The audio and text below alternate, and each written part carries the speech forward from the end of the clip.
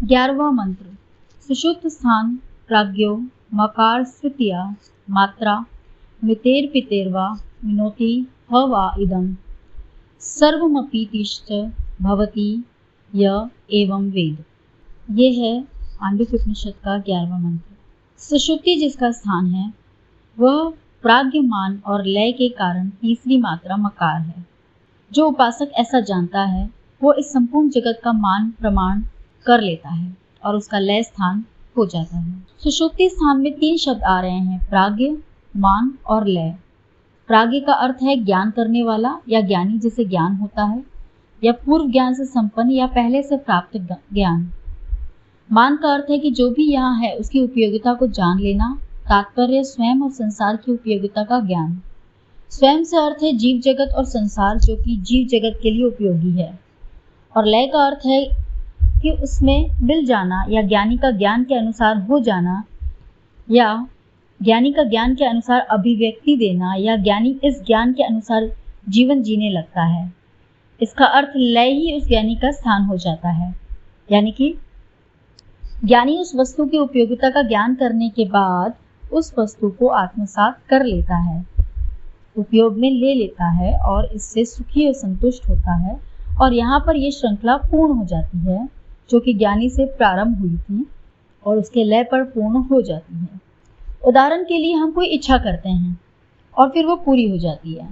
इसे ऐसे देख सकते हैं कि मान लो खाना खाने की हमारी इच्छा हुई, फिर खाना हमारे सामने आ गया, अब हम उस खाने को खा लेते हैं। इस उदाहरण में हम तो हो गए हैं प्राज्ञ, भोजन हो गया है मान, और जब प्राज्ञ ने उस भोजन का भोग कर लिया तो ये हो गया लय हो जाना। अर्थात प्राज्ञ ने मान को स्वीकार किया या प्राज्ञ उस मान में लय कर गया। इसी बात को ऊपर मंत्र समझा रहा है। अब उदाहरण में तो मैंने एक उद्देश्य घटना के माध्यम से आपको समझा दिया। अब इसी बात को विस्तार करके देखो कि जो भी ज्ञानी इस संसार को जान जाता है, यानी कि इसके महत्व को जान जाता है या इस संसार का क्या मान है ये समझ जाता है, तो वो फिर उस महत्व में लय कर जाता है। या महत्व कहो या मान कहो एक ही बात है। किसी वस्तु का महत्व ही उसका मान होता है। इसके साथ साथ वो स्वयं को भी जान जाता है कि वो इस संसार में क्यों है, उसका उद्देश्य क्या है इस संसार में। हम सब एक दूसरे के लिए संसार ही हैं, जैसे कि मैं औरों के लिए और दूसरा मेरे लिए संसार ही होते हैं। ये सब ज्ञान जानने के बाद ज्ञानी का स्थान लय हो जाता है, यही ये मंत्र कह रहा है। अंत में हम कह सकते हैं कि जो भी आत्मा का यानी कि स्वयं का ज्ञानी होगा वो अपने ज्ञान में लय कर ही जाएगा, अर्थात ज्ञान के आधार से ही व्यवहार करेगा और यही उसके ज्ञान की कसौटी भी होगी। जो मनुष्य जिस प्रकार का व्यवहार कर रहा है उससे ही उसके ज्ञान का पता चलेगा। अब कोई व्यक्ति कहता है हो कि वो आत्मज्ञानी है और जीवन आत्म अज्ञानी की तरह जिए, तो इससे पता चल जाएगा कि वो व्यक्ति असत्य बोल रहा है। सुषुप्ति स्थान में प्राज्ञ और चित्त यानी कि व्यक्तित्व रहते हैं। आप और आपसे जुड़ी सारी स्मृति सुषुप्ति स्थान में ही रहती है और ये तीसरा है, और होने में देखे तो ये अंतिम होगा। अब इससे आगे तो होना नहीं ही होगा, जिसे चौथा भी बोला गया है। अगले मंत्र में उसी के बारे में बताया गया है। ये समाधि का स्थान भी है। स्थान के ज्ञान और अभ्यास के द्वारा जब इस पर नियंत्रण हो जाता है तो इस अवस्था का उपयोग हम किसी भी वस्तु आदि का ज्ञान विज्ञान जानने के लिए भी कर सकते हैं या आध्यात्मिक समस्याओं का समाधान करने के लिए भी स्थान का उपयोग कर सकते हैं। इस स्थान में हमारी सारी चित्तवृत्तियां स्वाभाविक रूप से निरोध की अवस्था में रहती हैं। इस कारण हम वहां अपनी इच्छा से जिस भी वृत्ति का उपयोग करना चाहें तो वहां हम कर सकते हैं। इसी कारण से हम वहां किसी भी विषय पर पूर्ण रूप से एकाग्र हो सकते हैं और जो भी हम उस विषय पर खोजबीन या चिंतन आदि करना चाहते हैं वो सरलता से कर सकते हैं। इसलिए जो लोग इस अवस्था को हस्तगत कर लेते हैं वही सरलता से ज्ञान विज्ञान में कार्य कर पाते हैं। सही व्यवस्था में ये अवस्था स्वाभाविक रूप से ही खोजी लोगों को उनकी आवश्यकता और रुचि के अनुसार प्राप्त होती रहती है, क्योंकि सही व्यवस्था में सबको उनकी रुचि अनुसार ही कार्य मिलता है और जिन कार्यों में हमारी रुचि होती है वो हमारे अंदर की अवस्थाएं उस तरह का अभ्यास होने के कारण वैसे ही विकसित होती रहती है और इच्छित होने के कारण सुख भी बना रहता है, जो कि सबका अंतिम रूप से उद्देश्य होता है जीवन का। हम इस अवस्था में अधिकार करने के बाद कोई नई संरचना भी कर सकते हैं और उसे स्वप्न अवस्था के माध्यम से प्ले भी करके देख सकते हैं कि ये किन परिस्थितियों में कैसे व्यवहारित होगी, और इस प्रकार हमें जैसी संरचना चाहिए उसे बना सकते हैं और फिर इस जागृत स्थान में वैसा ही उत्पन्न कर सकते हैं, उससे संबंधित सुखों को प्राप्त कर सकते हैं। इस अवस्था में निर्बाध रूप से चिंतन की प्रक्रिया को किसी भी विषय पर उसकी अधिकतम गहराई तक आसानी से किया जा सकता है और उसका ज्ञान और उसकी रचना की जा सकती है। इस अवस्था को कारण शरीर के नाम से भी जाना जाता है। यहाँ हम किसी भी कारण को उत्पन्न कर सकते हैं और फिर परिणाम या अंतिम कार्य के रूप में इस जागृत स्थान में प्राप्त कर सकते हैं। कारण शरीर से अर्थ समझ लेना चाहिए। यहाँ पर शरीर या स्थान यहाँ एक ही बात है और कारण का तात्पर्य है यहाँ जो शुद्ध प्राण है वो जिस संस्कार को ग्रहण करता है तो उसी के अनुसार ही वो प्राण उस संस्कार के जैसा पहले सूक्ष्म होता हुआ इस जागृत स्थान में स्थूल गुणों के साथ अभिव्यक्त हो जाता है। उस स्थान को कारण शरीर इसलिए कहते हैं क्योंकि इसी स्थान में प्राण यानी कि चेतन प्रकृति को रचता भी है और उसे ग्रहण करके उस जैसे होने की दिशा में अग्रसर हो जाता है और इस स्थूल संसार में उचित परिस्थितियों में अभिव्यक्त हो जाता है। तो अभी आप कारण शरीर, सूक्ष्म शरीर और स्थूल शरीर का अर्थ समझ गए होंगे। उदाहरण के लिए कंप्यूटर में सॉफ्टवेयर प्रोग्रामिंग को ले सकते हैं। जिस प्रकार कंप्यूटर में सॉफ्टवेयर बनाकर बार बार उसे स्क्रीन पर रन करके देखते हैं और ऐसा तब तक करते रहते हैं जब तक कि अपेक्षित परिणाम नहीं आ जाता, उसके बाद उसे अंतिम रूप से प्रयोग के लिए लोगों के बीच जारी किया जाता है।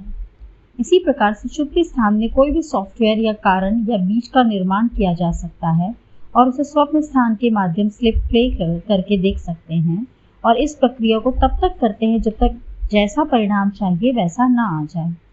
उसके बाद उसे लोगों के लिए प्रयोग किया जा सकता है और अपेक्षित सुख प्राप्त किए जा सकते हैं।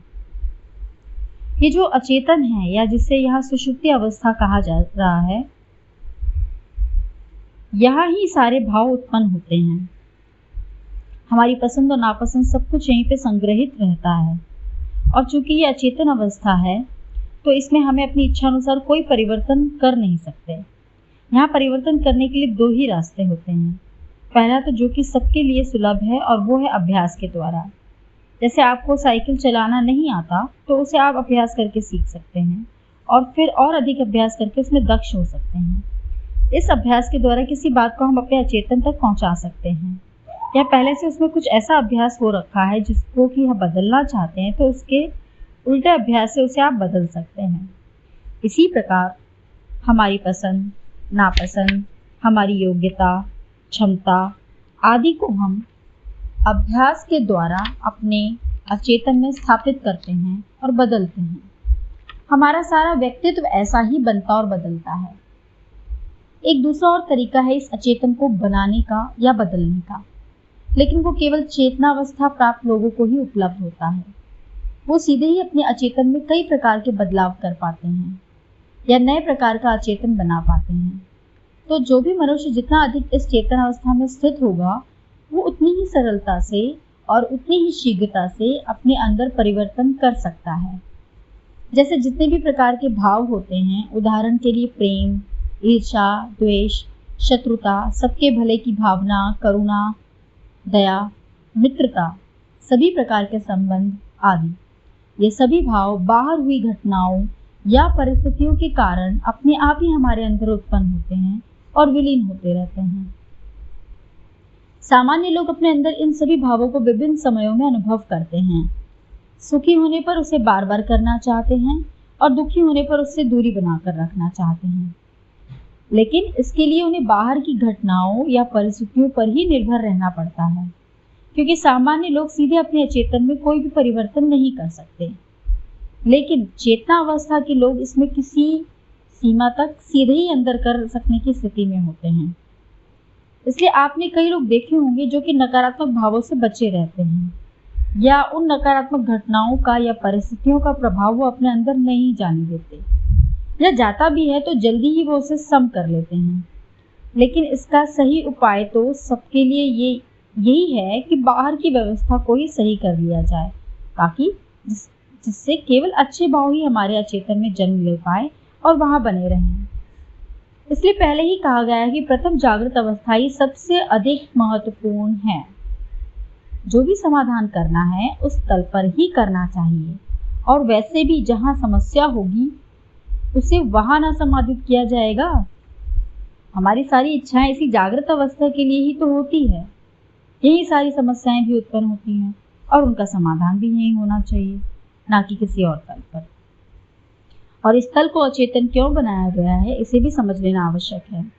अचेतन का अर्थ है जड़ता या स्थिरता। तो जिस भी वस्तु अथवा स्थिति को स्थिर रखना हो तो उसे आवश्यकता के अनुसार जड़ करना होगा या फिक्स करना होगा। यदि उसको जड़ नहीं करेंगे तो वो वस्तु या स्थिति स्थिर नहीं रहेगी और वैसा परिणाम नहीं देगी जैसा कि हमें चाहिए। उदाहरण के लिए, यदि साइकिल में एक भी बोल्ट स्थिर न रहे तो साइकिल हमारे लिए उपयोगी नहीं रह जाएगी। या आदमी का शरीर, यदि इसमें सारे अंग उसी हिसाब से कार्य ना करें जिसके लिए इनका निर्माण हुआ, तो आदमी के शरीर में कभी भी कुछ भी होने लगेगा। इससे आदमी के अंदर पूरी तरह से अव्यवस्था फैल जाएगी, जो कि बड़ी ही अजीब सी होगी। अर्थात ये शरीर भी किसी काम का नहीं बचेगा। इस संसार में सभी कुछ एक निश्चित नियमों के आधार से गति करता रहता है या परिवर्तित होता रहता है, और ये स्थिर नियम अचेतनता के कारण ही संभव हो पाता है। इसलिए संसार में जितना महत्व चेतनता का है उतना ही अचेतनता का भी है, और पूरा संसार इसी चेतनता और अचेतनता के स्तरों का परिणाम ही है।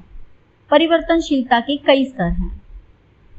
अचेतन स्तर में परिवर्तन बहुत ही धीमे गति से होता है और चेतन स्तर पर तेजी से। चेतनता के स्तर पर परिवर्तनशीलता इच्छा पर निर्भर करती है, परंतु अचेतन स्तर पर परिवर्तनशीलता स्थिर नियमों के आधार से एक निश्चित गति के आधार से होती रहती है। इच्छा का प्रभाव अचेतन स्तर पर बहुत कम और बहुत देरी से पहुंचता है।